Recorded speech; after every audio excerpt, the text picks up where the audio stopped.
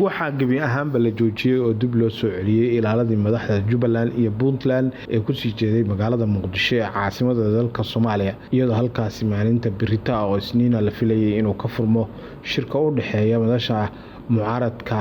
ee mustaqbalka siyaasadda Soomaaliya iyo waliba dowladda federaalka ee Soomaaliya lagana wada hadlo arrimo dhowr ah oo ay ka mid yihiin arrimaha doorashooyinka dastuurka ku meel gaarka oo wax laga bedelay iyo khilaafaadka dhinaca siyaasadda ee dalka hadda uu ku jiro maadaama madaxweynka madaxweyne Xasan Sheekh Maxamuud uu yahay mid dhamaad ah hase ahaatee amar ka soo baxay filla Soomaaliya ayaa waxaa lagu joojiyey in diyaaradaha madaxda dowlad goboleedyada Puntland iyo Jubbaland ay dib ugu laabtaan